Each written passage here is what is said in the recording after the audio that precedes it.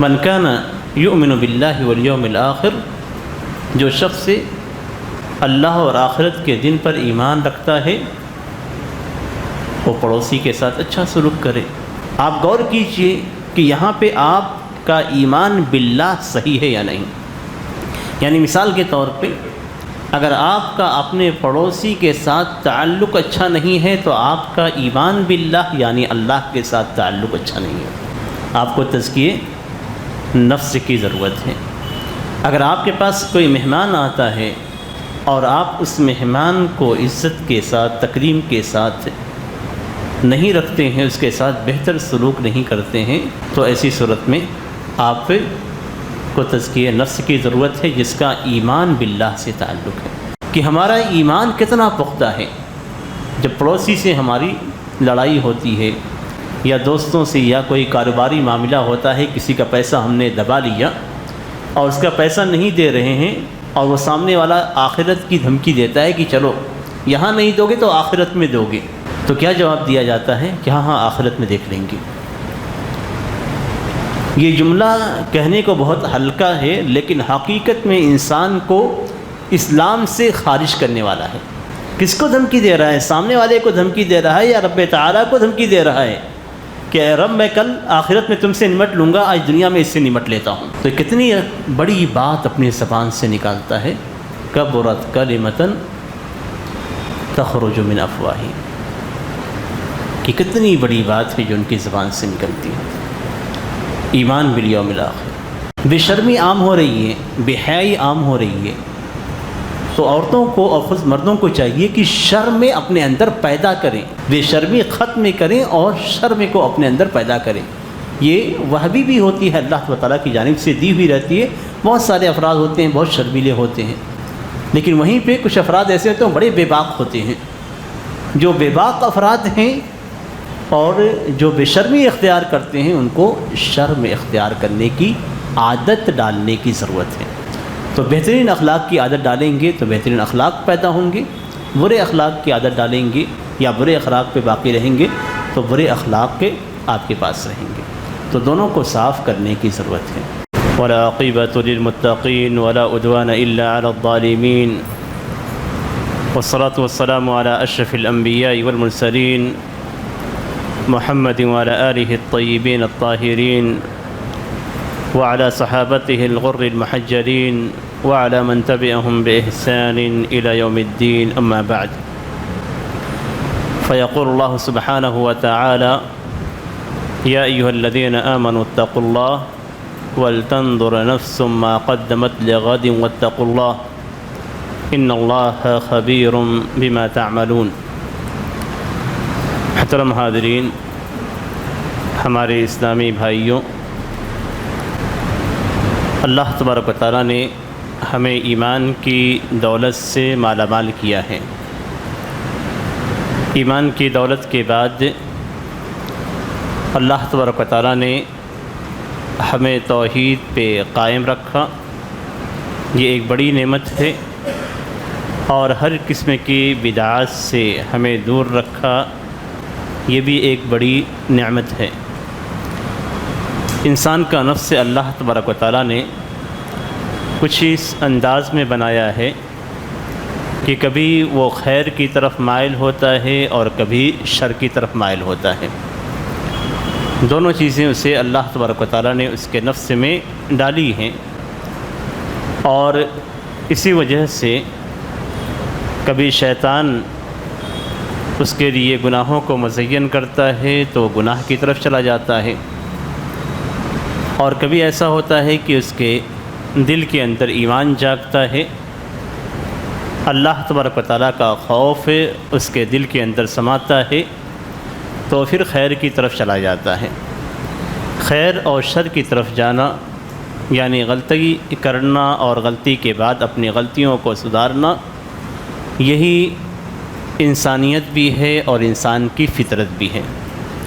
لیکن اللہ تبارک و تعالیٰ یہ چاہتا ہے کہ انسان ہمیشہ خیر کی طرف مائل ہو، شر سے اپنے آپ کو دور رکھے، اور اگر شر میں برائیوں میں واقع ہو جاتا ہے تو برائیوں سے جلد نکلے اور نکلنے کے بعد رب تعالیٰ سے توبہ کرے، استغفار کرے، اس طریقے سے اس کا نفس پاک اور صاف ہو جائے۔ یہ پاکی اور صفائی جو اس کے نفس کی ہے، کبھی ایمان سے تعلق رکھتی ہے، کبھی اس کا تعلق توحید سے ہوتا ہے، کبھی اس کا تعلق بدعات سے دوری سے ہوتا ہے، اور کبھی اس کا تعلق گناہوں اور برائیوں سے دوری کی شکل میں ہوتا ہے۔ تو یہ تزکیۃ النفس کی صورت ہے، اپنے نفس کا تزکیہ کرنا، اس کو پاک کرنا۔ کس طریقے سے؟ اگر آپ کے اصل ایمان میں کمی آ رہی ہے تو آپ اپنے ایمان کو دیکھیں، ایمان میں کمی لانے والی چیزوں سے دور رہیں۔ اگر آپ کے توحید کے اندر کمی آ رہی ہے، اور توحید سے مراد اللہ تبارک و تعالیٰ کی خالص عبادت، توحید الوہیت، توحید ربوبیت اور توحید اسماء و صفات۔ ایمان سے مراد ایمان باللہ، ایمان بالرسل، ایمان بالکتب اور ایمان بالیوم الآخر، ایمان بالملائکہ اور ایمان بالقدر خیرہ و شرہ، اچھی بری تقدیر پہ ایمان لانا۔ اب یہاں پہ اگر آپ ایمان ہی کے تعلق سے اپنے نفس کا محاسبہ شروع کریں گے تو کسی نہ کسی جگہ میں آپ میں کمی محسوس ہو جائے گی، اور آپ خود احساس کریں گے کہ میرا نفس سے تزکیہ کا محتاج ہے۔ سوال پہلا کھڑا کیجئے ایمان باللہ کے تعلق سے، کہ کیا آپ اللہ تبارک و تعالیٰ پر ایمان رکھتے ہیں جیسے آپ کو رکھنا چاہیے؟ اب اس کا اگر محاسبہ آپ کو کرنا ہے، اپنے نفس کا تزکیہ کرنا ہے، تو آپ دیکھیے ہر وہ آیت جس کے اندر یا ایھا الذین آمنوا ہے، اس کے بعد جس چیز کا حکم دیا گیا ہے وہ آپ کر رہے ہیں یا نہیں۔ وہیں پہ آپ دیکھیے ہر وہ آیت جس کے اندر یہ کہا گیا ہے کہ جو شخص سے اللہ پر ایمان رکھتا ہے، اس آیت پہ آپ عمل کر رہے ہیں یا نہیں کر رہے ہیں۔ تیسری چیز آپ دیکھیے کہ ہر وہ حدیث جس کے اندر یہ کہا گیا ہے کہ جو شخص اللہ پر ایمان رکھتا ہے، بہت ساری احادیث ہیں اور بہت ہماری نظر میں بہت چھوٹی چھوٹی چیزیں ہیں جن کو آپ بہت معمولی سمجھتے ہیں اور کر گزرتے ہیں، وہاں پہ اللہ پر ایمان کا تعلق ہے۔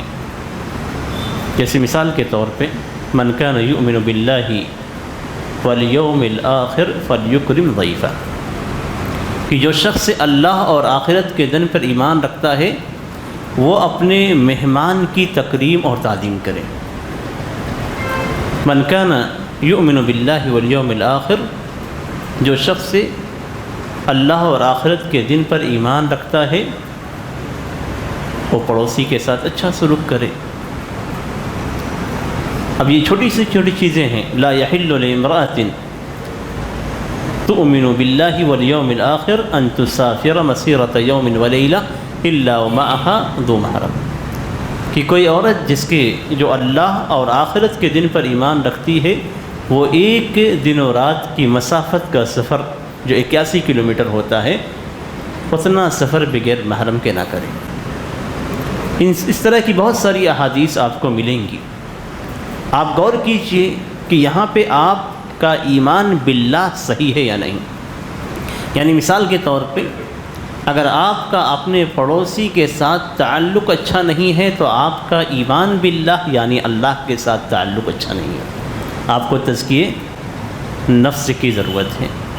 اگر آپ کے پاس کوئی مہمان آتا ہے اور آپ اس مہمان کو عزت کے ساتھ، تکریم کے ساتھ نہیں رکھتے ہیں، اس کے ساتھ بہتر سلوک نہیں کرتے ہیں، تو ایسی صورت میں آپ کو تزکیہ نفس کی ضرورت ہے جس کا ایمان باللہ سے تعلق ہے۔ ایمان باللہ کے بعد آپ آئیں تو ایمان بالرسل۔ ایمان بالرسل یہ ایک ایسی چیز ہے جو ہمارے لیے سب سے بڑی آزمائش ہے کہ رسولوں پر ایمان لانا، اور اس میں سب سے اہم چیز اللہ کے رسول صلی اللہ علیہ وسلم پر ایمان رکھنا۔ ہم کن کن مقام پہ نبی اکرم صلی اللہ علیہ وسلم کے حکم کی نافرمانی کرتے ہیں، کتنے مقامات ہیں؟ یعنی کسی بھی حدیث کے خلاف اگر ہم کام کر رہے ہیں تو ہم ایمان بالرسول کے اندر کمزور ہیں، اور خصوصی طور پہ اللہ کے رسول صلی اللہ علیہ وسلم کے حکم کے خلاف ہم جا رہے ہیں۔ یہاں پہ اپنے نفس کو صاف کرنے، پاک کرنے اور اپنے نفس کو لائن پہ لانے کی ضرورت ہے۔ لائن پہ سے ہٹ جانا اور پھر لائن پہ لے آنا، لائن پہ لانا ہی تزکیہ نفس ہے۔ تو جب تک اپنے نفس کا محاسبہ نہیں کریں گے ایمان بالرسول کے تعلق سے، اس وقت تک ہمارا ایمان کے تعلق سے تزکیہ نہیں ہو پائے گا۔ پھر اس کے بعد آپ آئیں ایمان بالکتب، کتابوں پہ ایمان رکھنا۔ اس میں سب سے اہم ہمارے لیے قرآن کریم ہے، جو اللہ تبارک و تعالیٰ نے نازل کیا ہے۔ قرآن کریم کے اندر جو احکام ہیں، توحید سے لے کر اخلاق تک، توحید سے لے کر اخلاق تک جتنی بھی باتیں ذکر کی گئی ہیں قرآن کریم کے اندر، ان تمام چیزوں پہ آپ عمل کر رہے ہیں تو آپ کا نفس سے پاک ہے۔ آپ نے اپنے نفس کو پاک رکھا، جہاں جہاں غلطیاں ہوئی وہاں آپ کا نفس سے گندہ ہو گیا، وہاں آپ کو اپنے نفس کو پاک کرنے کی ضرورت ہے۔ اور پاک کیسے کر سکتے ہیں؟ کہ غلطیوں کو پہچانیں اور پھر اس کو ہٹانے کی، ختم کرنے کی کوشش کریں۔ ایسے ہی آپ آئیے ایمان کے تعلق سے، ایمان بالیوم الآخر، آخرت کے دن پر ایمان رکھنا۔ کتنا ایمان ہمارا ہے آخرت کے دن پہ، یہ ہمارا کردار، ہمارا عمل خود بتلاتا ہے۔ آپ اپنے عمل کو دیکھیے اور ایمان بالیوم الآخر سے آپ جوڑیے۔ اسی کہ ہر مسلمان ایمان بالیوم الآخر میں یہ عقیدہ رکھتا ہے کہ اللہ تبارک و تعالیٰ اس کا محاسبہ کرے گا، اور احادیث کے اندر اس کا ذکر بھی ہے۔ قرآن کے اندر بہت ساری جگہوں پہ ذکر ہے کہ اللہ تبارک و تعالیٰ قیامت کے دن محاسبہ کرے گا، اور ہم قرآنی آیات پڑھتے بھی ہیں، وَمَن يَعْمَلْ مِثْقَالَ ذَرَّةٍ خَيْرًا يَرَهُ وَمَن يَعْمَلْ مِثْقَالَ ذَرَّةٍ شَرًّا يَرَهُ فَمَن يَعْمَلْ مِثْقَالَ ذَرَّةٍ خَيْرًا يَرَهُ کہ جو شخص ایک ذرے کے برابر بھی بھلائی کرے گا تو قیامت کے دن اس کا انجام اسے ملنے والا ہے، آخرت کے دن سے متعلق ہے۔ اور جو شخص ایک ذرے کے برابر بھی برائی کرے گا تو قیامت کے دن اس کا انجام اسے بھگتنا ہے۔ ہر مومن جس کے اندر ایمان ہے وہ یہ عقیدہ رکھتا ہے کہ ہمیں مرنے کے بعد اپنے اعمال کا حساب دینا ہے، لیکن یہ اعمال کتنا پختہ ہے، یہ ایمان کتنا پختہ ہے، یہی اصل دیکھنے کی ضرورت ہے کہ ہمارا ایمان کتنا پختہ ہے۔ جب پڑوسی سے ہماری لڑائی ہوتی ہے، یا دوستوں سے، یا کوئی کاروباری معاملہ ہوتا ہے، کسی کا پیسہ ہم نے دبا لیا اور اس کا پیسہ نہیں دے رہے ہیں، اور وہ سامنے والا آخرت کی دھمکی دیتا ہے کہ چلو یہاں نہیں دو گے تو آخرت میں دو گے، تو کیا جواب دیا جاتا ہے کہ ہاں آخرت میں دیکھ لیں گے۔ یہ جملہ کہنے کو بہت ہلکا ہے، لیکن حقیقت میں انسان کو اسلام سے خارج کرنے والا ہے، اسلام سے خارج کرنے والا، اس لیے کہ اس کا ایمان بالیوم الآخر نہیں ہے۔ گویا وہ یہ دیکھنا چاہتا ہے کہ کل میں رب تعالیٰ سے بات کر لوں گا اور رب تعالیٰ کے سوالوں کا جواب دے دوں گا اور مقابلہ کر لوں گا، کس سے؟ رب سے مقابلہ کر لوں گا۔ یہ چھوٹا سا جملہ کل آخرت میں دیکھنے کے بعد، اسی کہ رب تعالیٰ ہی نیکیوں کو اٹھا کر دے گا، رب تعالیٰ ہی حساب لے گا، تو حساب لینے والا تو رب تعالیٰ ہے، تو رب تعالیٰ کے سامنے کیا دیکھے گا؟ وہ کس کو دھمکی دے رہا ہے؟ سامنے والے کو دھمکی دے رہا ہے یا رب تعالیٰ کو دھمکی دے رہا ہے کہ اے رب، میں کل آخرت میں تم سے نمٹ لوں گا، آج دنیا میں اس سے نمٹ لیتا ہوں۔ تو کتنی بڑی بات اپنی زبان سے نکالتا ہے، کبرت کلمۃ تخرج من افواہہم، کہ کتنی بڑی بات ہے جو ان کی زبان سے نکلتی ہے۔ ایمان بالیوم الآخر، تقدیر کے تعلق سے آپ دیکھیں، ایمان بالقدر خیرہ و شرہ، ہمارا ایمان کس حد تک ہے۔ کوئی بھی پریشانی ہمیں آتی ہے تو ہم زبان سے کیا کہنا شروع کر دیتے ہیں کہ ساری مصیبتیں میرے اوپر ہی کیوں ٹوٹتی ہیں۔ کب تک یہ پریشانیاں رہیں گی؟ اور میں دعائیں کر رہا ہوں، میری دعائیں قبول نہیں ہو رہی ہیں، پریشانیاں ختم نہیں ہو رہی ہیں، یعنی تقدیر پہ رضامندی نہیں ہے۔ تقدیر پہ ہمارا جیسے ایمان ہونا چاہیے ویسے ایمان نہیں ہے۔ اس لیے کہ تقدیر کے تعلق سے اللہ کے رسول صلی اللہ علیہ وسلم کا فرمان ہے، آپ صلی اللہ علیہ وسلم نے ایک بچے کو یہ عقیدہ سکھلایا تھا۔ بچے کو عقیدہ سکھلانے کا مطلب یہ ہے کہ ہمارے دل کے اندر یہ عقیدہ پختہ رہنا چاہیے۔ بچوں کو عقیدے کی بنیادی باتیں ضرور سکھانی چاہیے، اور بچوں کو مدرسے اور مکتب سے ضرور جوڑنا چاہیے۔ نہ جوڑنے کے نتیجے میں یہ ایمان کی جتنی باتیں آپ کے سامنے رکھی گئی ہیں سب ان کے نزدیک بڑے ہونے کے بعد پھیکے ہوں گی۔ وہ پختگی نہیں ہوگی ان کے دل کے اندر، ایمان کی جو پختگی ہونی چاہیے وہ پختگی نہیں ہوگی۔ اسی لیے اللہ کے رسول صلی اللہ علیہ وسلم نے حضرت ابن عباس رضی اللہ تعالیٰ عنہ کو، جو چھوٹے تھے، بچے تھے، ان سے کہا تھا، یا غلام الا اعلمک کلمات ینفعک اللہ بہن، اے بچے میں تمہیں چند باتیں سکھا دیتا ہوں جن سے اللہ تبارک و تعالیٰ تمہیں آگے فائدہ پہنچائے گا۔ بچپن میں سکھائی ہوئی بات کا فائدہ آگے پہنچے گا۔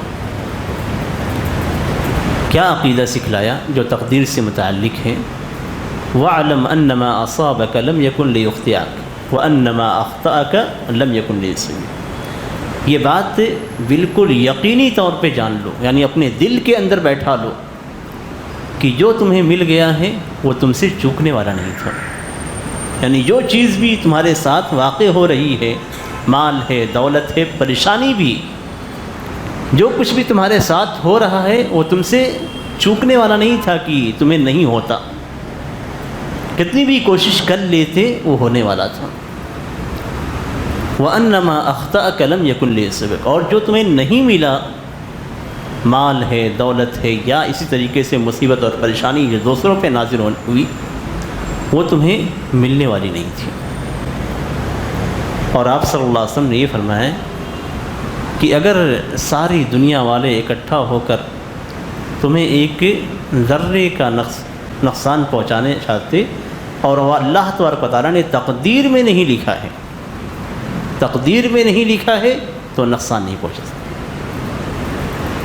اور اگر پوری دنیا والے اکٹھا ہو کر تمہیں ایک ذرے کا فائدہ پہنچانا چاہتے اور اللہ نے تقدیر میں نہیں لکھا ہے تو وہ نہیں ہونے والا، تو پھر کس چیز پہ حسرت ہے؟ اپنی ندامت کی چیز پہ ہے۔ یہ اللہ تبارک و تعالیٰ سے شکایت کس بات کی ہے؟ یہ مصیبتوں پہ آہوزاری کیوں ہے؟ اللہ نے دعا کا راستہ بتلایا ہے، اور دعا کے تعلق سے اللہ کے رسول صلی اللہ علیہ وسلم کا فرمان ہے، لا يرد القدر الا الدعاء، کہ تقدیر کو صرف دعا ٹالتی ہے۔ تو آپ دعا کیجئے، اللہ تبارک و تعالیٰ تقدیر میں لکھی ہوئی آپ کی مصیبتوں کو ٹال دے گا، لیکن ہمارا ایمان تقدیر پہ ہونا ضروری ہے۔ جتنا پختہ ایمان ہوگا تقدیر پہ، اتنا ہی ہمارے نفس پہ اللہ سے تعلق بہتر ہوگا، اور ہمارے نفس کے اندر جو برائیاں ہیں ان برائیوں سے پاکی ہوگی۔ یہ ایمان سے متعلق ہے کہ ایمان میں اپنے ایمان کو ایمان کے سارے ارکان میں دیکھنے کی ضرورت ہے، اور اس کے بعد ہم یہ جان سکتے ہیں کہ ہمارا ایمان کتنا مضبوط ہے۔ ایمان کے بعد تزکیہ نفس میں توحید کا مرحلہ آتا ہے۔ توحید کا مرحلہ، میں توحید اور ایمان دونوں کو الگ کیوں کر رہا ہوں؟ اس لیے کہ ایمان کے بغیر کوئی شخص اسلام میں داخل نہیں ہوتا، اور توحید کو میں اس لیے ذکر کر رہا ہوں کہ ہمارے اکثر مسلمان بھائی ایسے ہیں جن کے ہاں ایمان تو پایا جاتا ہے لیکن توحید کے اندر کمی ہے۔ کبھی تو ایسی کمی ہے کہ ان کو شعور بھی نہیں ہے کہ ان کا ایمان بھی خراب ہو رہا ہے۔ قرآن کریم کے اندر اللہ تبارک و تعالیٰ نے فرمایا کہ الذین آمنوا ولم یلبسوا ایمانہم بظلم اولئک لہم الامن وہم مہتدون، کہ جو لوگ ایمان لائے اور انہوں نے اپنے ایمان کو کسی بھی طرح کے شرک سے ملوث نہیں کیا۔ ایمان میں داخل ہونے کے بعد توحید کتنی اہم ہے، اس آیت کریمہ کے اندر ذکر کیا گیا، الذین آمنوا ولم یلبسوا ایمانہم بظلم، کسی بھی طریقے کے شرک سے انہوں نے اپنے ایمان کو ملوث نہیں کیا، خراب نہیں کیا، اس کے ساتھ مکس نہیں کیا، اولئک لہم الامن وہم مہتدون، کہ دنیا اور آخرت دونوں جگہوں پہ ان کے لیے امن ہوگا۔ امن کا مطلب یہ نہیں ہوتا، میں ایک وضاحت بھی کر دیتا ہوں، امن کا مطلب یہ نہیں ہوتا کہ آپ مثال کے طور پہ ملکی حالات سے پریشان ہیں تو یہ امن نہیں ہے۔ امن کا اصل تعلق آپ کے دل سے ہے، امن کا اصل تعلق آپ کے دل سے ہے۔ آپ کے دل کے اندر ایمان ہونے کی وجہ سے امن بھی ہوگا، اطمینان، سکون، راحت اور دل کی بے چینی اور پریشانی، یہ ساری چیزیں ختم ہو جائیں گی، بالکل اطمینان اور سکون رہے گا۔ تو یہ اصل امن ہے، یعنی باقی ملکی امن و امان ایک الگ چیز ہے، لیکن اصل امن و امان آپ کے دل کے اندر، اولئک لہم الامن وہم مہتدون، کہ یہ لوگ ہدایت یافتہ ہیں، اصل ہدایت انہی کو ملی ہوئی ہے۔ تو ایمان کے بعد توحید کو ذکر کیا گیا۔ آج تزکیہ نفس میں عام طور پہ اعمال اور کردار کے تعلق سے بات کی جاتی ہے، وہ اصل تزکیہ نفس نہیں ہے، وہ ایک حصہ ہے، لیکن اس کا مرحلہ بہت بعد میں آتا ہے۔ تزکیہ نفس میں سب سے پہلے ایمان ہے، اس کے بعد توحید ہے، یعنی اپنے نفس کو ہر قسم کے شرک سے پاک رکھنا، یہ سب سے اہم چیز ہے۔ تزکیہ نفس کا معنی کیا ہوتا ہے؟ تزکیہ نفس کا معنی ہوتا ہے نفس کو پاک کرنا، نفس کو پاک کرنا۔ جب آپ کا نفس شرک اور بدعات سے پاک نہیں ہے تو آپ اسے اچھے اخلاق میں لا کے کیا کریں گے؟ آپ کے پاس اگر شرک ہے، توحید ہی آپ کی ختم ہو رہی ہے، تو آپ کے اخلاق، آپ کے کردار کا کوئی معنی نہیں ہوگا، اس لیے کہ وہ ساری چیزیں باطل ہو جائیں گی، خراب ہو جائیں گی۔ اللہ تعالیٰ نے قرآن کریم کے اندر فرمایا بلکہ آپ کی عبادات بھی خراب ہو جائیں گی۔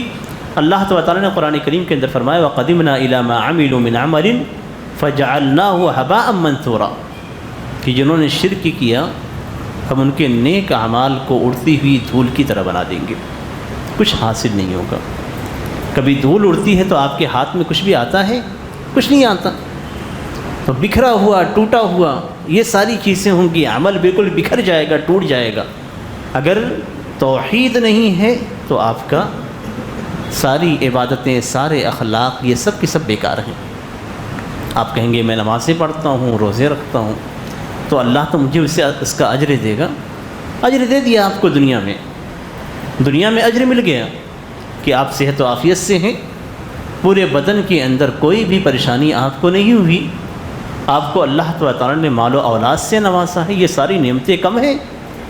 کم نہیں ہیں، بلکہ ایک آنکھ کی نعمت ہی آپ کی ساری زندگی کی عبادت سے زیادہ ہے۔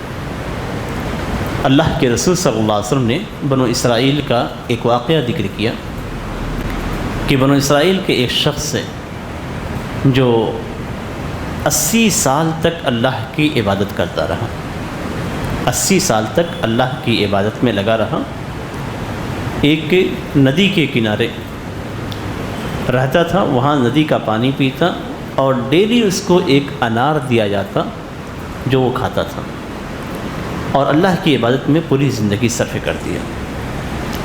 قیامت کے دن جب اللہ تبارک و تعالیٰ اس کا فیصلہ کرے گا تو اللہ تبارک و تعالیٰ کہے گا کہ مجھے، میرے اس بندے کو میری رحمت سے جنت میں داخل کر دو۔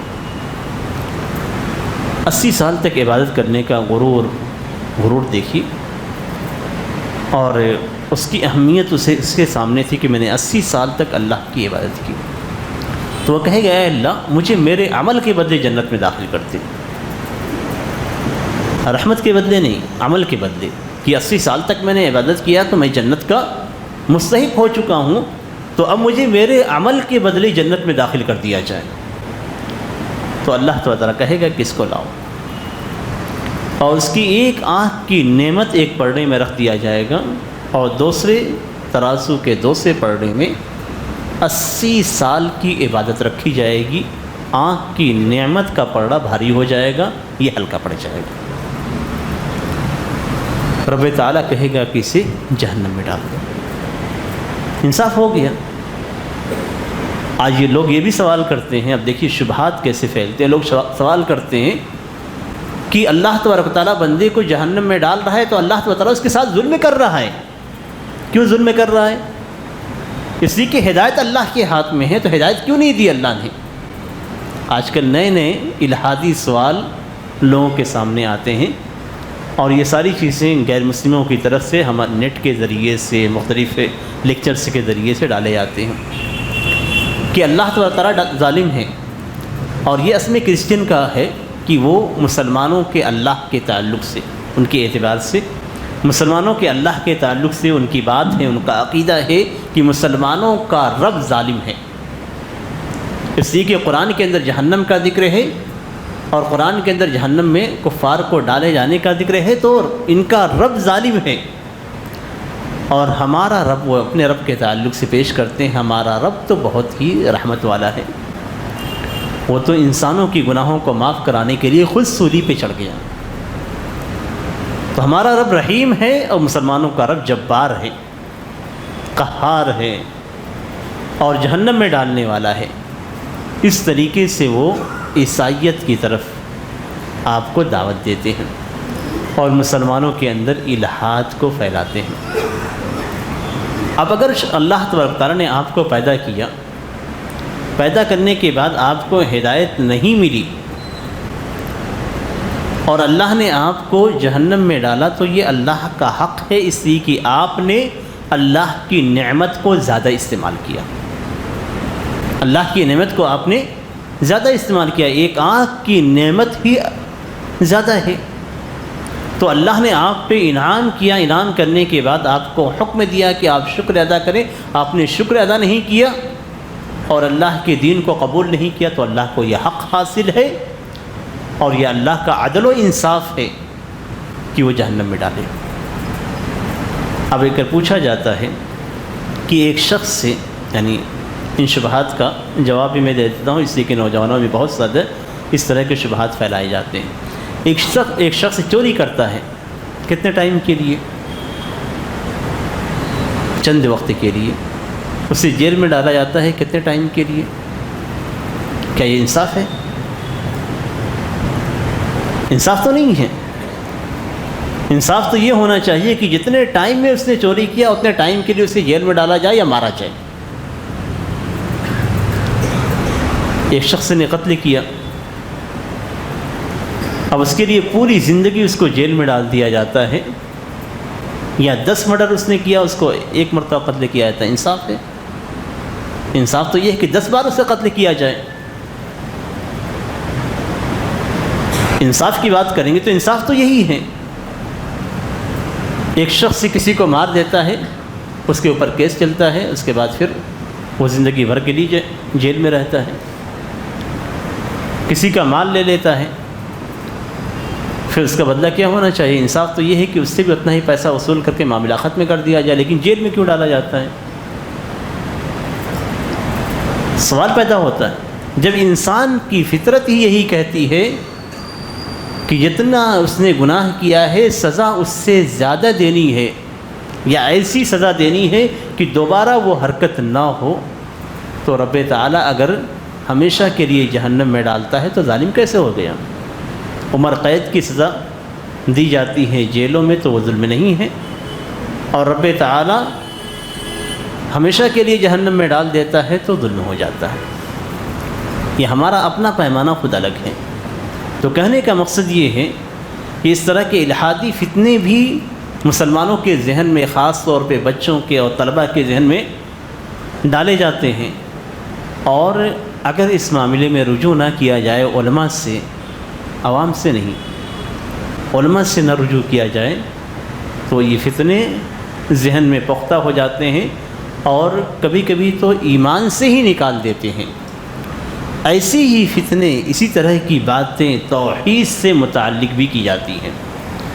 یعنی اللہ تبارک تعالیٰ کے ساتھ جو شرک کیا جاتا ہے اس شرک کے اندر بھی ایسے ہی شبہ ہوتے ہیں، اور یہ شبہ ہی توحید کو خراب کرتے ہیں۔ آپ کہیں گے کہ آپ کیوں کسی کو اللہ اور اپنے بیچ میں وسیلہ بناتے ہیں، آپ کیوں قبر والے سے مانگتے ہیں؟ تو وہ کہیں گے کہ اللہ تو بہت بڑا ہے، اور اللہ اتنا بڑا ہے کہ ہم اس تک نہیں پہنچ سکتے ہیں، تو ہم ان کا وسیلہ لے کر رب تک پہنچنے کی کوشش کرتے ہیں۔ یہ سارے شبہات، ایسی ہی شبہات ذہن میں ڈالے جاتے ہیں، اور اپنے افراد کو جو شرک پہ قائم ہے ان کو مطمئن رکھا جاتا ہے۔ اب وہیں پہ اگر قرآن کریم کو کھول کر دیکھ لیا جائے، جس پہ ہمارا ایمان ہے، توحید بعد میں، ایمان جس پہ ہمارا ہے، کہ قرآن کریم کے اندر اللہ تعالیٰ فرماتا ہے کہ مجھے پکارو میں تمہاری دعاؤں کو قبول کروں، وقال ربکم ادعونی استجب لکم، کہ رب تو یہ کہتا ہے کہ مجھے پکارو میں تمہاری دعاؤں کو قبول کروں گا۔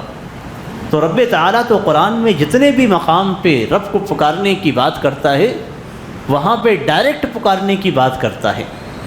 حدیث کے اندر بھی یہی چیز ہے کہ رب تعالیٰ آسمان دنیا تک چلا آتا ہے، اتر جاتا ہے، اور نزول فرما کے یہ کہتا ہے کہ کیا کوئی پکارنے والا ہے، دعا کرنے والا ہے تو دعا کرے، میں اس کی دعا کو قبول کروں، میں قبول کروں، مجھے پکارے تو میں قبول کروں۔ وَأَنَّ الْمَسَاجِدَ لِلَّهِ فَلَا تَدْعُوا مَعَ اللَّهِ أَحَدًا، کہ مسجدیں اللہ کے لیے ہیں، اس میں اللہ کے علاوہ کسی اور سے دعا نہ کی جائے، عبادت نہ کی جائے۔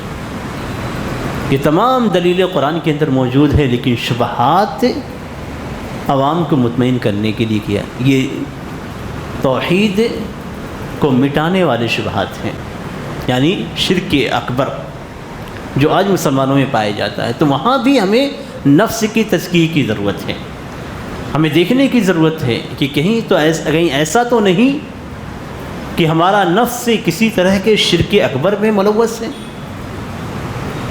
اور وہیں پہ شرک اصغر کی بہت ساری صورتیں ہیں، ان صورتوں کو بھی دیکھنے کی ضرورت ہے۔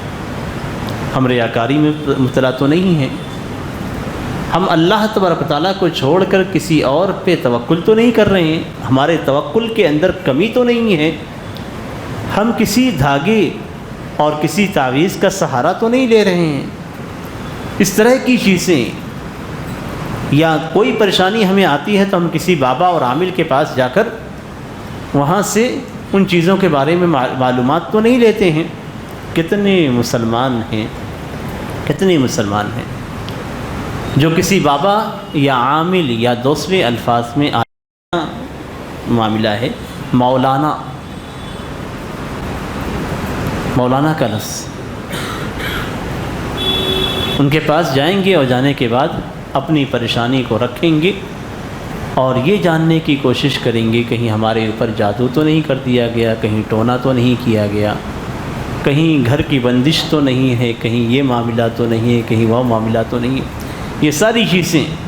اور وہ شیطانی انداز میں آپ سے کچھ سوالات پوچھیں گے، میں شیطانی انداز میں کہتا ہوں، رحمانی انداز بھی ہے، اور آپ ان سوالوں کا جواب دیں گے، اور اس طریقے سے آپ کو جو حدیث میں منع کیا گیا ہے کہ کاہن کے پاس نہیں جانا، اور جو جاتا ہے تو اس کے 40 دنوں کی نماز قبول نہیں ہوتی، صرف جاتا ہے تو جا کے معلومات لے لیتا ہے تو 40 دنوں کی نمازیں قبول نہیں ہوتی ہیں۔ لم تقبل لہ صلاۃ 40 یوما، کہ اس کی 40 دنوں کی نمازیں قبول نہیں ہوتی، تزکیہ نفس کہاں سے ہوگا؟ جب 40 دن کی نمازیں آپ کے پڑھنے کے باوجود قبول نہیں ہو رہی ہیں تو پھر تزکیہ نفس کہاں ہے؟ اور اگر سچ مان لیتا ہے تو فقد کفر بما انزل علی محمد صلی اللہ علیہ وسلم، کہ اللہ کے رسول صلی اللہ علیہ وسلم پہ نازل وحی کے ساتھ کفر کرتا ہے، انکار کر رہا ہے اس کو۔ تو آپ سوچیں آج مسلمانوں میں کتنے لوگ ہیں، اور کتنے لوگ آپ کو مشورہ بھی دیں گے، آپ جائیے مولانا صاحب سے پوچھ لیجئے، ایمان بالقدر والخیرہ وشرہ سے آپ جوڑ کے رکھیے تو آپ کو معلوم ہوگا۔ میں نبی اکرم صلی اللہ علیہ وسلم کے زمانے کا ایک واقعہ ذکر کرتا ہوں۔ حضرت ابن عباس رضی اللہ تعالیٰ عنہ کہتے ہیں کہ ایک عورت جا رہی تھی، اس عورت کے تعلق سے حضرت ابن عباس رضی اللہ تعالیٰ عنہ کہتے ہیں کہ میں تمہیں ایک جنتی عورت کے بارے میں نہ بتلاؤں؟ جو لوگ موجود تھے انہوں نے کہا کہ کیوں نہیں اللہ کے رسول بتلائیے ہمیں۔ تو انہوں نے کہا کہ هذه المرأة السوداء، یہ کالی عورت، کالی عورت بیان کیوں کیا گیا؟ اب دیکھیے اس کے اندر بھی تزکیہ نفس کا پہلو ہے کہ انہوں نے کہا تھا یہ کالی عورت۔ ہم عام طور پہ چہرے مہرے کو دیکھ کے بھی لوگ کو برا بھلا کہتے ہیں یا اس کو اچھا سمجھتے ہیں۔ تو کالی، کوئی شخص اگر کالا ہے تو عمومی طور پہ ہمارے نفس کے اندر اس کے تعلق سے برا ہی آتا ہے، یا ہم اسے یعنی کمتر سمجھتے ہیں۔ تو وہاں پہ یہ نہیں کہا کہ یہ عورت، حضرت عمران رضی اللہ تعالیٰ نے کہا هذه المرأة السوداء، یہ کالی عورت، یعنی اس کا کالا پن یہ اہم نہیں ہے اللہ کے یہاں، یہ تو جنتی عورت ہے۔ اس جنتی عورت کے تعلق سے تفصیل انہوں نے بتائی کہ یہ عورت اللہ کے رسول صلی اللہ علیہ وسلم کے پاس آئی اور اس نے کہا کہ اے اللہ کے رسول، میرے اوپر شیطان سوار ہو جاتا ہے، یعنی میرے بدن کے اندر شیطان داخل ہو جاتا ہے اور میں گر جاتی ہوں اور میرا بدن اور ستر کھل جاتا ہے۔ تو آپ اللہ تعالیٰ سے دعا کر دیجئے کہ اے اللہ اسے ختم کر دے، اللہ سے آپ دعا کر دیجئے کہ اسے ختم کر دے۔ تو اللہ کے رسول صلی اللہ علیہ وسلم نے فرمایا کہ اگر تم چاہو تو میں دعا کر دوں اور یہ ختم ہو جائے، اللہ سے دعا کر دوں اور یہ ختم ہو جائے، اور اگر تم چاہو تو صبر کرو اور تمہارے لیے جنت ہے۔ یعنی پریشانی ختم ہو رہی تھی صرف اللہ کے رسول صلی اللہ علیہ وسلم کی ایک دعا سے، مسلمان تھی، جنت کی امید بھی تھی، لیکن اللہ کے رسول صلی اللہ علیہ وسلم نے کیا فرمایا کہ اگر تم چاہو تو صبر کرو اور تمہارے لیے جنت ہے۔ تو اس عورت نے کیا کہا کہ بلکہ میں صبر کرتی ہوں، جنت کتنی قیمتی ہے، اور آج ہم کیا دعویٰ کرتے ہیں کہ آرام سے جنت میں چلے جائیں گے۔ تو اس نے کہا کہ بلکہ میں صبر کرتی ہوں، لیکن اے اللہ کے رسول میرا ستر کھل جاتا ہے اور یہ چیز میرے اوپر گرا رہتی ہے، تو آپ اللہ سے دعا کر دیجئے کہ اس حالت تو ویسی ہی حالت کے تعلق سے نہیں کرنا ہے، لیکن جب یہ کیفیت ہو تو میرا ستر اور پردے کے مقام نہ کھولے۔ تو اللہ کے رسول صلی اللہ علیہ وسلم نے اس کے لیے جنت کی دعا کی۔ تو آپ سوچیں کہ پریشانیاں جو کسی بھی طریقے سے، یہ عورت ایسی تھی جس پہ شیطان سوار ہوتا اور وہ گر جاتی، تڑپتی رہتی، پریشان حال تھی، لیکن اس کے باوجود اس نے صبر کو اختیار کیا جنت کو پانے کے لیے۔ آج تھوڑی سی پریشانی ہمیں ہوتی ہے تو ہم صحیح عالم کے پاس جاتے ہیں، صحیح عالم کے پاس، میں نے کہا رحمانی مولانا بھی ہوتے ہیں، تو رحمانی مولانا کے پاس جاتے ہیں، جب وہ دعائیں کرتے ہیں، تقدیر میں نہیں لکھا ہوا ہے تو نہیں ہوتا، تو کہتے ہیں کہ نہیں، جس مولانا کے پاس علم نہیں ہے چلیں دوسرے کے پاس جاتے ہیں، تو چلے جاتے ہیں شیطانی مولانا کے پاس، اور وہاں پہ جب جاتے ہیں تو یہ سارا کھیل چونکہ شیطان کا ہوتا ہے اور شیطان ہی آپ کو شرک میں ڈالنا چاہتا ہے، اس لیے شیطان بھائی یہ شیطان اس شیطان سے کہتا ہے چلو ہٹ جاؤ، معاملہ پورا ہو گیا، ہٹ جاتا ہے، وہاں جادو کے ذریعے سے، ٹونے کے ذریعے سے اس سے پریشانی کو ختم کر دیا جاتا ہے اور معاملہ صحیح ہو جاتا ہے۔ جہاں ایک طرف شرک ہوتا ہے وہیں پہ دوسری طرف اس مولانا پہ ایمان پختہ ہو جاتا ہے، اور ہم 4 لوگوں کو بتاتے بھی ہیں ارے ان کے پاس نہیں جانا، ان سے نہیں بن پاتی ہے، ان کے پاس جانا، اور وہ بھی اپنا نام مولانا، شرعی راقی اور اس طرح کے الفاظ استعمال کر کے لوگوں کو بیوقوف بناتے ہیں۔ جو شخص اللہ کے ساتھ شرک کر سکتا ہے، جو شیاطین سے مدد طلب کر سکتا ہے، وہ کیا اپنے نام کے آگے شرعی مولانا نہیں لکھ سکتا ہے؟ اپنے نام کے آگے مولانا نہیں لکھ سکتا ہے؟ اپنے آپ کو شرعی راقی نہیں بتا سکتا ہے؟ بتاتے ہیں۔ آپ تعویذ کو کبھی کھول کے دیکھیں تو آپ کو معلوم ہوگا کہ جن مولانا سے آپ نے تعویذ لکھی ہے اس تعویذ کے اندر کتنے شیاطینی نام ہیں، معلوم پڑ جائے گا آپ کو۔ تو یہاں توحید کے تعلق سے بھی ہمیں اپنے نفس کو پاک کرنے کی ضرورت ہے ہر قسم کے شرک سے۔ ایمان بالقدر کے ساتھ ہم توحید کو جوڑ کے رکھیں ہمیشہ، اور مصائب پر اللہ پر ایمان رکھیں، اور یہ یقین رکھیں کہ اللہ نے ہمارے تقدیر میں یہ لکھا ہے، اللہ ہی اسے زائل کرے گا، اور اس کا ایک ہی راستہ ہے کہ ہم اللہ تبارک و تعالیٰ کے سامنے گڑگڑائیں، دعا کریں، اور اللہ تبارک و تعالیٰ اسے ختم کر دیں۔ صحیح راستہ وہی ہے۔ اس کے توحید کے بعد پھر آئیں گے ہم تزکیہ نفس میں عبادات کی طرف، کہ ہمیں عبادات کے تعلق سے بھی اپنے نفس کا تزکیہ کرنا ہے، یعنی صحیح عبادت کو انجام دینا ہے، غلط عبادت سے دور رہنا ہے۔ اگر ہم غلط عبادت میں ہیں تو ہماری یہ عبادت صحیح عبادت نہیں ہے، ہمارے نفس کا تزکیہ نہیں ہو رہا ہے۔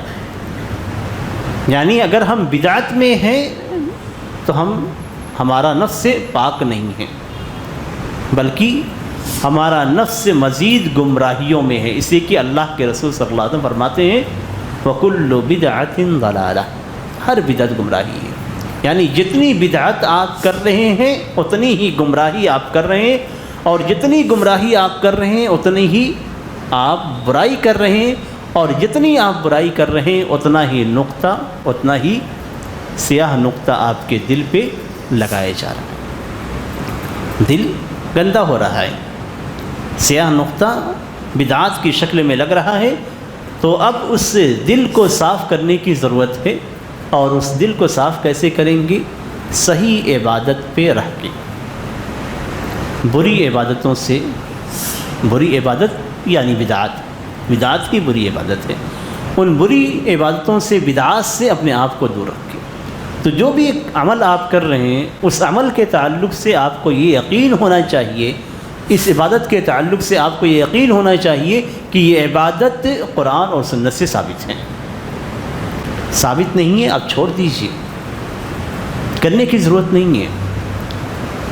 آپ یہ جانتے ہیں کہ آپ کے اوپر کیا چیزیں واجب کی گئی ہیں۔ اگر انسان سمپل انداز میں سوچے تو جو عبادتیں واجب کی گئی ہیں وہ تقریباً سارے مسلمانوں کے درمیان متفق ہیں، جیسے نماز 5 وقت کی، روزے، حج، زکوٰۃ، یہ عبادتیں جو آپ کے اوپر واجب کی گئی ہیں، یہ ساری عبادتیں آپ جانتے ہیں، اور وہ لوگ بھی جانتے ہیں جو بدعت کرتے ہیں۔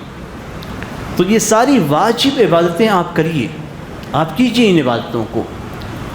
وہ عبادتیں جو بدعات کی شکل میں آتی ہیں، یہ ساری عبادتیں آپ غور کر کے دیکھیں گے، ساری عبادتیں شاید 1-2 اس میں سے الگ کر دی جائیں تو ساری عبادتیں آپ کو سنت اور مستحب کے نام پہ کی جاتی ہیں۔ ساری عبادتیں جن کا تعلق عمل سے ہے، عبادت سے ہے، عقیدے سے نہیں۔ تو عبادتوں میں ساری عبادتوں کو آپ دیکھیں گے وہ سب سنت اور افضل کے اعتبار سے ہیں۔ الوداعی جمعہ تو آپ پڑھتے ہیں، جمعہ تو واجب ہے۔ الوداعی جمعہ کی صورت میں یہ ایک الگ الوداعی جس کا خاص اہتمام کیا جاتا ہے، وہ الگ ہے۔ آپ اسی طریقے سے 15 شعبان کی رات کی عبادت آپ کے اوپر واجب ہے؟ نہیں ہے۔ اس دن کا روزہ رکھنا آپ کے اوپر واجب ہے؟ نہیں ہے۔ تو اس طریقے سے آپ ایک ایک عبادت کو دیکھیں گے، یہ ساری عبادتیں جو بدعات کی شکل میں ہیں یہ سب آپ کو سنت کے مرحلے میں ملیں گی۔ اس کو چھوڑ دیجئے جو مشکوک ہے، اگر آپ کو نہیں یقین ہوتا ہے تو مشکوک کو چھوڑ دیجئے جس میں اختلاف ہے، اللہ تعالیٰ آپ کی پکڑ نہیں کرے گا۔ جو سنتیں مستحب ہیں، افضل ہیں، وہ آپ پڑھیے۔ نمازوں کے بعد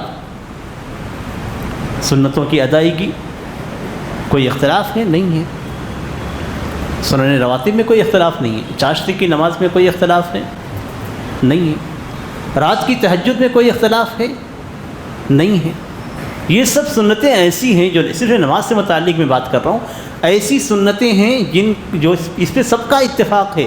مشکوک آپ چھوڑیے اور جو ثابت ہے اسے آپ کیجیے۔ اتنا ہی آپ کر لیں گے تو آپ پہ متقی اور پرہیزگار ہو جائیں گے، آپ کے نفس کا تزکیہ مکمل ہو جائے گا، آپ کو مزید کچھ کرنے کی ضرورت نہیں پیش آئے گی۔ اتنا ہی آپ کے لیے کافی ہو جائے گا۔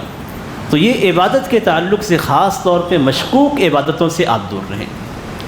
اذکار میں آپ آئیے، خاص طور پہ بدعتی اذکار کا بھی ذکر کیا جاتا ہے۔ اذکار میں جو ثابت ہے وہ کیجیے، صبح و شام کے اذکار ہیں جتنے ثابت ہیں آپ کے ہاں، جتنے بھی ثابت ہوتے ہیں وہ پڑھیے۔ جو آپ کو لگتا ہے ضعیف ہے چھوڑ دیجیے، آپ کو جو لگتا ہے کہ ضعیف ہے چھوڑ دیجیے، جو ثابت ہے جس میں سب کا اتفاق ہے وہ آپ پڑھیے۔ نماز کے بعد کے اذکار ہیں ثابت ہیں آپ پڑھیں، ایسی سبحان اللہ والحمدللہ ولا الہ الا اللہ آپ جتنی بار چاہیں پڑھیں۔ کیوں آپ اس کو مقید کر کے پڑھ رہے ہیں کہ اتنی بار پڑھنے کا اتنا ثواب ہے؟ ثابت ہے تو آپ کیجیے۔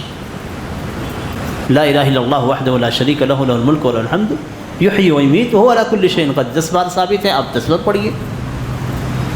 ایسی ہی درود میں بھی جو مشکوک درود ہے، بنائے ہوئے درود ہیں لوگوں کے، ان کو چھوڑیے، اس کی ضرورت ہی نہیں ہے آپ کو، اس لیے کہ اللہ کے رسول صلی اللہ علیہ وسلم کا درود آپ کے سامنے ہے، تو پھر دوسرے درود کی ضرورت کیا ہے آپ کو؟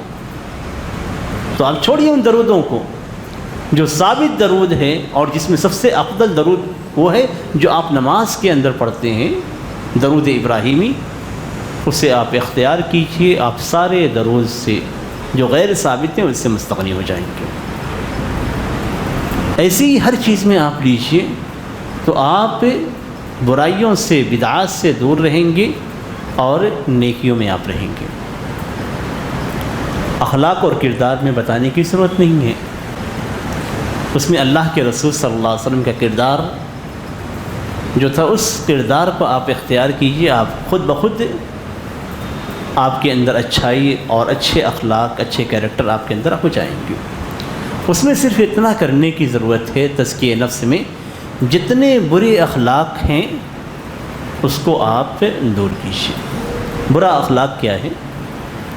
آسانی سے پہچان سکتے ہیں، ہر وہ چیز جو آپ لوگوں کے سامنے نہیں کر سکتے ہیں وہ برا اخلاق ہے۔ آپ کا نفس سنجیدہ ہے اور آپ کی پرورش صحیح انداز میں ہوئی ہے، تو جس کام کو آپ لوگوں کے سامنے کرتے ہوئے حیا محسوس کرتے ہیں وہ برا اخلاق ہے، اس کو آپ چھوڑ دیجیے۔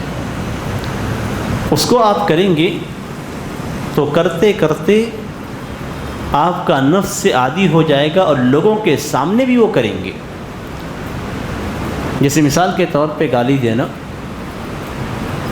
اب اگر آپ گالی کی عادت ڈال دیں گے تو اپنے گھر کے اندر بھی گالیاں دیں گے اپنی بیویوں کو، بچوں کو، یعنی آپ کی حیا مٹ چکی رہے گی۔ تو جتنے برے اخلاق ہیں ان برے اخلاق کو آپ پہ، اس میں تزکیہ یہ ہے کہ آپ ان برے اخلاق سے اپنے آپ کو دور رکھیں، روک کر رکھیں۔ آپ کا نفس مائل ہوگا لیکن آپ روک کے رکھیے۔ دوسری طرف نئے اخلاق اور اچھے اخلاق کی عادت آپ ڈالیں، ہر عادت کو اچھی عادت سے تبدیل کریں، بری عادت کو اچھی عادت سے تبدیل کیجیے۔ اور نفس کے اندر کچھ عادتیں پیدائشی ہوتی ہیں، اللہ تعالیٰ کی طرف سے وہبی ہوتی ہیں، ان وہبی عادتیں جو اچھی ہیں اس کو باقی رکھنے کی کوشش کیجیے، برے ماحول سے اس کو خراب نہ کریں۔ اور کچھ عادتیں ایسی ہوتی ہیں جو پیدا کی جاتی ہیں، جیسے مال خرچ کرنے کی، اللہ کی راہ میں مال خرچ کرنے کی عادت آپ بنائیں گے تب بنے گی۔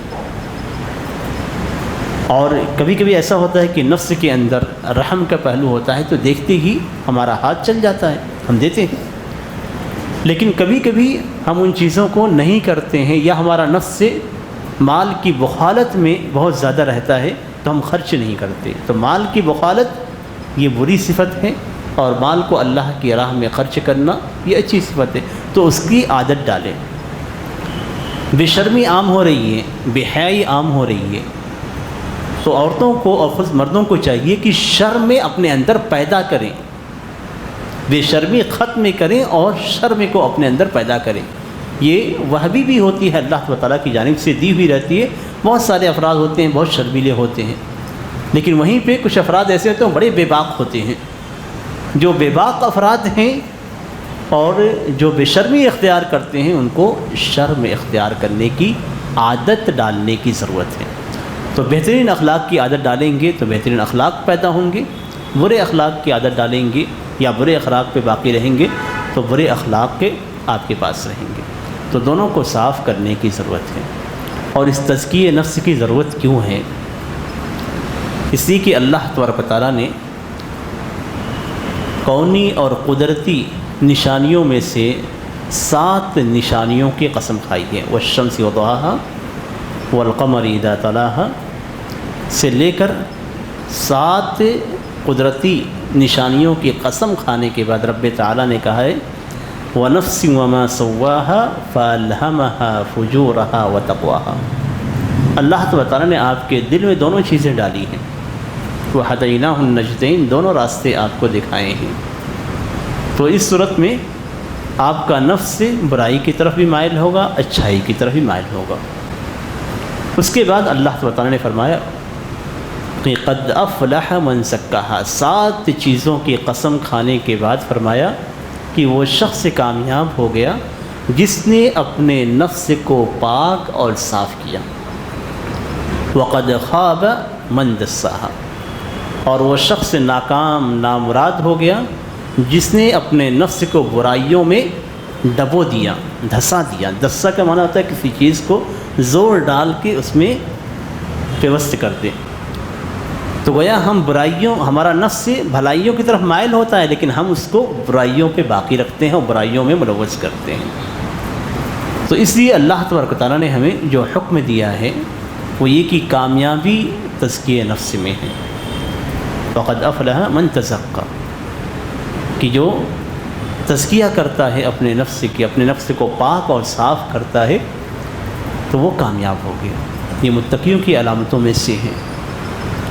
اس لیے اپنے نفس کو ہمیشہ محاسبہ کر کے اس کو پاک اور صاف کرنے کی ضرورت ہے۔ کوئی بھی برائی اگر ہمارے اندر ہے، ایمان سے لے کر اخلاق تک، تو ان ساری برائیوں کو صاف کرنے کی ضرورت ہے۔ اس لیے کہ ہمیں حقیقت میں کامیابی چاہیے، یعنی کامیابی دنیا کی بھی اور ساتھ میں آخرت کی بھی، اور حقیقی کامیابی آخرت کی ہے، اور آخرت کی کامیابی کا راستہ تزکیہ نفس سے ہے۔ ہر قسم کی برائیوں سے اپنے آپ کو دور رکھنا اور ہر قسم کی اچھائیوں پہ اپنے آپ کو باقی رکھنا، یہی تزکیہ نفس ہے۔ تو اس پہ ہمیں اس کی ضرورت ہے۔ ہمیں مراقبے کے ساتھ، اللہ تعالیٰ کے مراقبے کے ساتھ محاسبہ نفس کی ضرورت ہے، اور محاسبہ نفس سے ہم تزکیہ نفس تک پہنچیں گے تو ہمارا نفس پاک اور صاف ہو جائے گا، اور ہم برائیوں سے دور رہیں گے، اچھائیوں پہ قائم رہیں گے، اور ہمارے لیے جنت کا راستہ انشاءاللہ آسان ہو جائے گا۔ اللہ تعالیٰ سے دعا ہے کہ اللہ تعالیٰ ہمیں اور آپ کو تزکیہ نفس کے معنی اور مفہوم کو سمجھ کر، اس کے طریقے کو جان کر اس پہ عمل کرنے کی توفیق عنایت فرمائے۔ ہمارے نفس کو برائیوں سے اور شرک و بدعات سے پاک کر دے، ہمارے نفس کو توحید پر قائم رکھے، اور اسی پہ ہماری موت ہو۔ آمین۔ وصلی اللہ علی نبینا محمد وعلی آلہ وصحبہ وسلم۔